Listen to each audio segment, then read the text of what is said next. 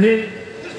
वर्तमान में ऐलनाबाद विधानसभा के चुनाव के प्रभारी के तौर पे आज हमारे बीच में मौजूद है श्रीमान सुभाष बराड़ा जी। पूर्व में मंत्री रहे श्रीमान कृष्ण बेदी जी, वर्तमान में हिसार विधानसभा के एमएलए डॉक्टर कमल गुप्ता जी, सिरसा विधानसभा से, और जिनके प्रांगण में हम ये कार्यक्रम आयोजित कर रहे हैं ऐलनाबाद विधानसभा उपचुनाव को लेके, सिरसा के विधायक श्रीमान गोपाल कांडा जी, जिला सिरसा के भारतीय जनता पार्टी के प्रभारी अमरपाल राणा जी, मेरे साथ जिले की टीम में सहयोग दे रहे वैरानिया के पूर्व विधायक रामचंद्र कंबोज जी, भारतीय जनता पार्टी के काणावाड़ी के पूर्व विधायक श्रीमान सरदार बलकौर सिंह जी, प्रदेश के सचिव श्रीमान सुरेंद्र आर्य जी, भारतीय जनता पार्टी ऐलनाबाद के चारों मंडल अध्यक्ष और हमारे ऐलनाबाद के मार्केट कमेटी के पूर्व चेयरमैन अमित चंद मेहता जी, भारतीय जनता पार्टी के सहयोगी के तौर पे जजपा के स्टेज पे बैठे और मेरे अजीज और मेरे भतीजे श्रीमान दिग्विजय चौटाला जी, मेरे साथ चुनाव लड़े डवाड़ी विधानसभा से, और जेजेपी के जिला अध्यक्ष सरदार सरजीत मसीता जी, जिला प्रभारी जेजेपी सुरेंद्र बेनीवाल जी,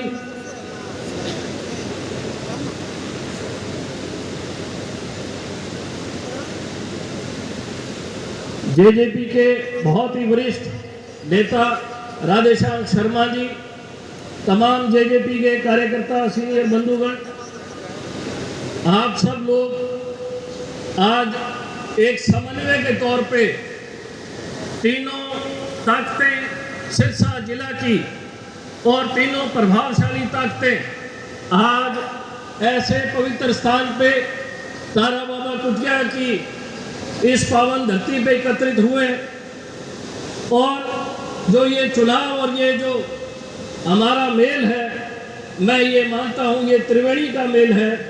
जिस प्रकार से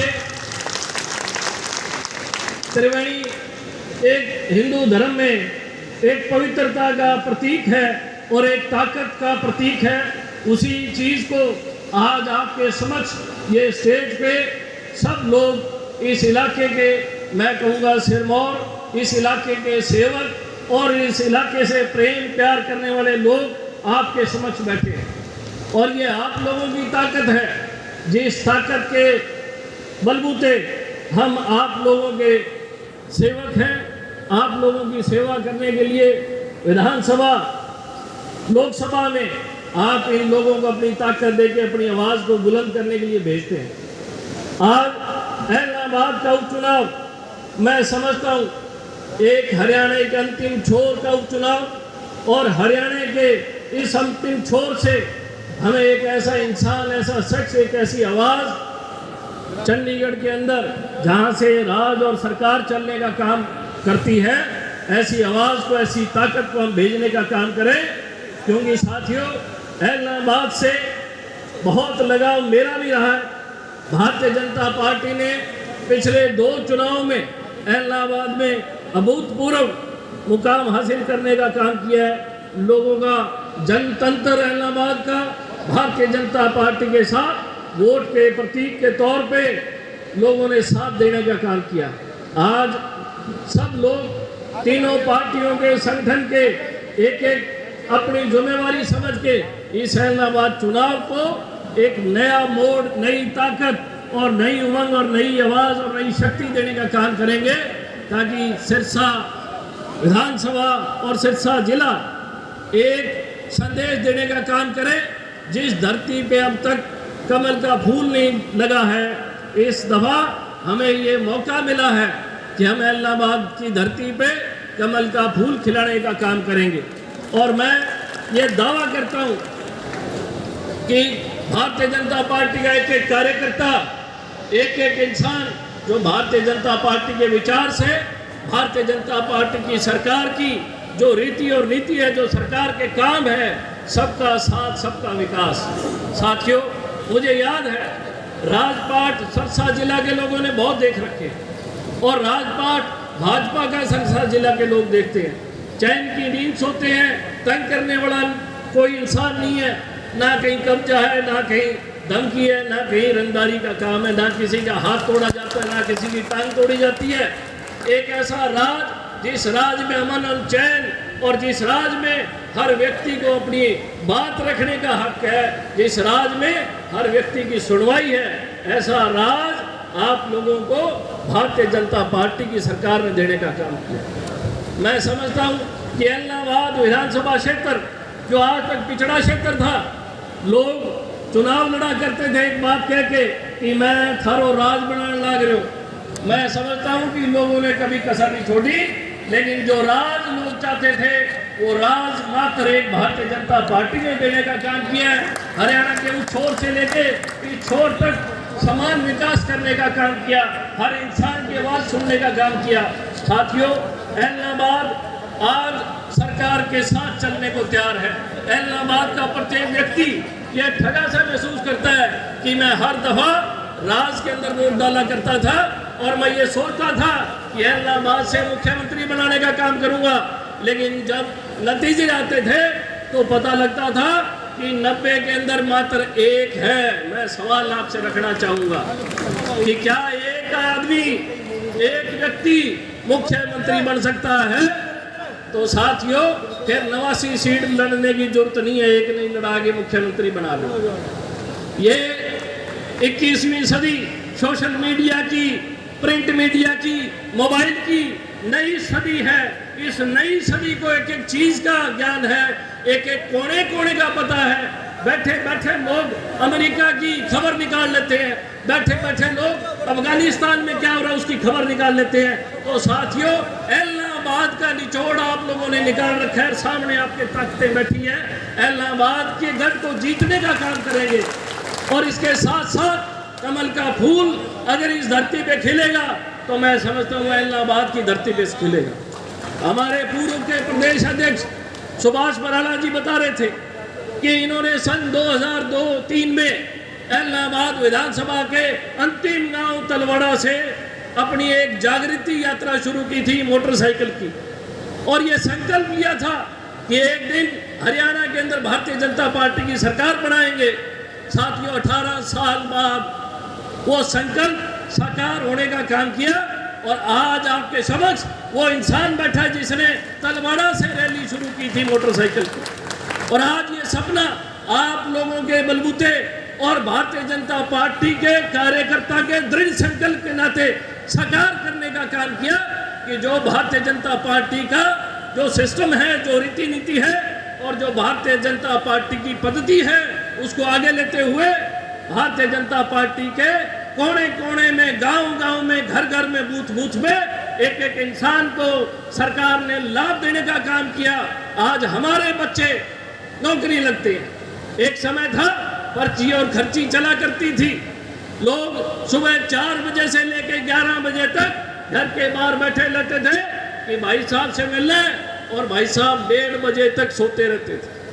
साथियों, खर्ची और पर्ची की व्यवस्था खत्म करने वाली पहली एकमात्र सरकार भारतीय जनता पार्टी की सरकार। नौजवान लड़के दोपहर के अंदर मैं देखता था कि नहरों की पुड़ियों के ऊपर 20-20, 50-50 लड़के खड़े रहते थे और नहाया करते थे दोपहर के अंदर, और आज 50-100 की संख्या में बच्चे कॉल सेंटर, जो आपके ये कोचिंग सेंटर है, इन कोचिंग सेंटरों के सामने खड़े रहते हैं और अपना भविष्य अपनी कलम से बनाने का काम करते हैं।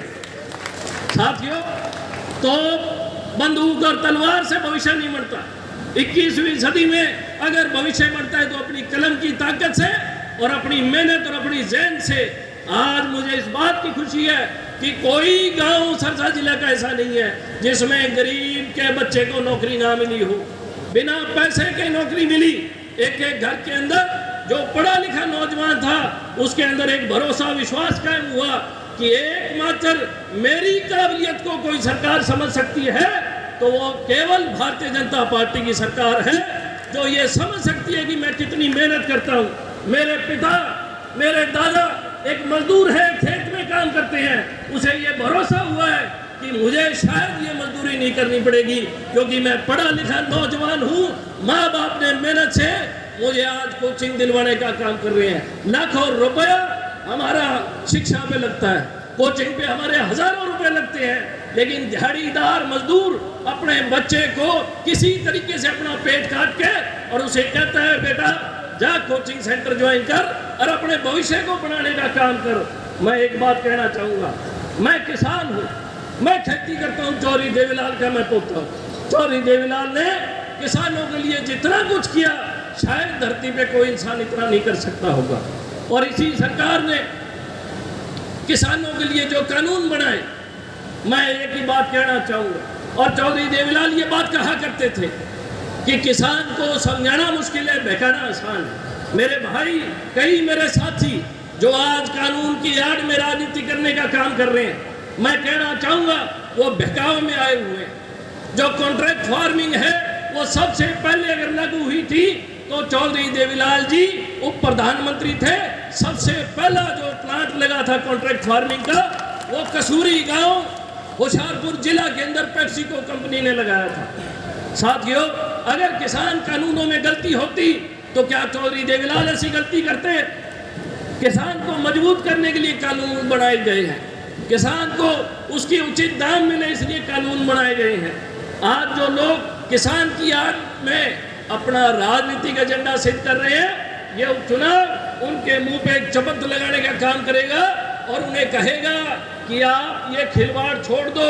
और भारतीय जनता पार्टी जो काम कर रही है, जो हमारे प्रदेश के मुख्यमंत्री, हमारे देश के प्रधानमंत्री ने आज जो हिंदुस्तान का, भारत का, पूरी दुनिया में गौरव मनवाने का काम किया है, ऐसा प्रधानमंत्री कभी देश में नहीं मिल सकता। ऐसा देश जिसकी जनसंख्या लगभग 130 करोड़ हो और जिसमें अलग अलग बोली, अलग अलग भाषा, अलग अलग प्रांत और अलग अलग रहना सहना, रीति नीति हो, और उस पूरे देश को इकट्ठा करके पूरे देश को एक मत सोच के और इस देश को बढ़ाने का काम किया। अमेरिका के अंदर भी आज हिंदुस्तान की धाक है। गल्फ कंट्रीज में जो देश है जो तेल का उत्पादन करते हैं, वहाँ पे भी हिंदुस्तान की धाक है। अरे आज से पहले क्या हिंदुस्तान का तख्त खाली था? क्या प्रधानमंत्री नहीं बढ़ते थे? लेकिन उनकी हैसियत नहीं थी। 130 करोड़ लोगों के मन में देश का जज्बा जगाने वाला एकमात्र ऐसा प्रधानमंत्री श्री नरेंद्र मोदी, और एकमात्र देश के लिए मरने मिटने वाली पार्टी भारतीय जनता पार्टी। मैं जिले का अध्यक्ष होने के नाते हर कार्यकर्ता से एक अपील करना चाहूँगा कि मात्र 30 दिन की 28 दिन की लड़ाई हमारी है। 30 तारीख को वोट पड़ेंगे। कड़ी मेहनत करके बूथ में एक एक गांव ढाणी घर घर जाके ये प्रचार करने का काम करो कि एक बारी आप इलाहाबाद से कमल खिलाने का काम करो। इलाहाबाद के अंदर विकास, मैं कहूँगा, मैं गारंटी लेता हूँ, डबाड़ी के लोग बैठे, मेरे साथी बैठे हैं, मैं इनके माध्यम से कहना चाहूँगा कि अगर भरोसा ना हो तो डबड़ी के किसी साथी से पूछ लेना कि हरियाणा सरकार ने, मनोहर लाल जी की सरकार ने कितना विकास कार्य डबड़ी में किया है। लेकिन हमारे में इलाके के लोगों में एक कमी है कि हम अपना नुमाइंदा नहीं भेजते, और जब तक हमारा नुमाइंदा जाके हमारी आवाज़ नहीं उठाएगा, हमारी पुकार, हमारी सुनवाई, हमारी मजबूती नहीं बढ़ेगी। तो आपके बीच में गोविंद कांडा जी भारतीय जनता पार्टी के इलाहाबाद विधानसभा के प्रत्याशी हैं। इन्हें अपना नुमाइंदा बना के अपनी ताकत देकर अपनी आवाज़ बुलंद करने के लिए चंडीगढ़ में भेजने का काम करें। और एक एक कार्यकर्ता भारतीय जनता पार्टी का पूरी मेहनत लगन से जो जिम्मेवारी संगठन लगाता है, वो अपनी संगठन की ताकत को गांव घर घर पहुंचाने का काम करें। मैं आप सब लोगों के माध्यम से यही भरोसा और विश्वास दिलाता हूं कि इस दफा हम इस गढ़ को भेज के रहेंगे, जीत के रहेंगे, जीत के रहेंगे, जीत के रहेंगे। इसी बात पे मैं अपनी वाणी को विराम देता हूँ। एक बारी बड़ा जोर से नारा लगाओ ताकि ये नारा चंडीगढ़ के अंदर और इलाहाबाद के हर गांव में पहुंचे। भारतीय जनता पार्टी, भारतीय जनता पार्टी, वंदे वंदे। बहुत बहुत धन्यवाद।